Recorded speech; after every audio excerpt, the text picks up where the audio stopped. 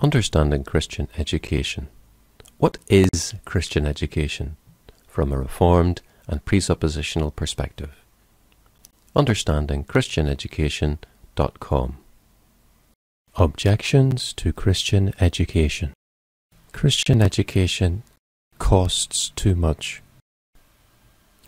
Another objection given is that Christian schooling, giving a Christian education, costs too much. So it's simply beyond the reach of possibility, beyond the bounds of possibility to fund Christian education. But is this truly the case as we compare ourselves to others in history and to our contemporaries? Is it absolutely impossible? Well, for one thing, we might say that Christian schools do in fact exist in the West. They are operative. There are several in Ireland, there are several in the UK, and many in Australia, and even more in Canada and in the United States. So it would appear that this is, on one count, probably an invalid assertion. Since Christian schools exist, then they must, under some circumstances, be possible. Another factor to bear in mind is that we, this generation, especially in the West where we live, is the most stupendously wealthy generation that has ever walked the earth or sat the earth. We have cars, electronics, washing machine, dentistry, ease of communication, ease of transport. We are historically stupendously wealthy, and poorer ages with less income, far less disposable income, set up Christian learning institutions, Christian schools. So on balance, it would seem that this is not a valid objection given the wealth of the current generation.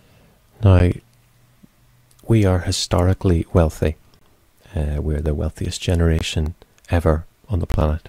But we're also geographically the most wealthy area. The West, the geographical West, or the Australia, Korea, some parts of China, are also relatively more affluent than other parts of the world. Now, I happened to live in Addis Ababa for a while, and on my way to work, I passed 4 or 5 or perhaps more Christian schools.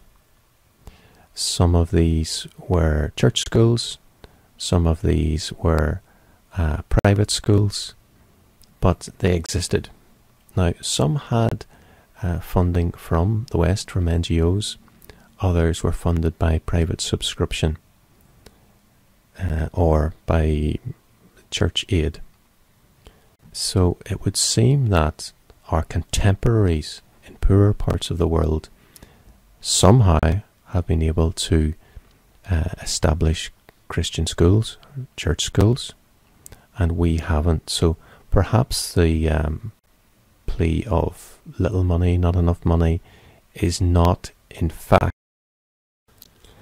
Now, if it's true that we have an obligation to provide a Christian education for Christian children, children of believers, and if it's also true that such an education cannot be provided through the state education system, then we might agree that yes, it's necessary, but for some reason, despite the aforementioned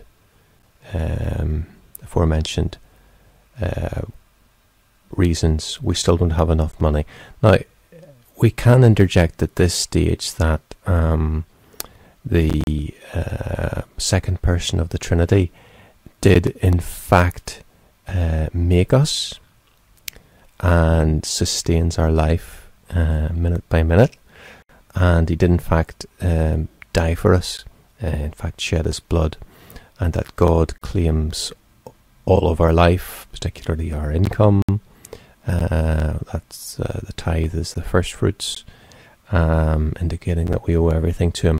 So we may then say that if it really is a necessity, then perhaps we could look about restructuring our accounts and making room somehow in our budgets for Christian. Keep watching, like us on Facebook, or go to understandingchristianeducation.com.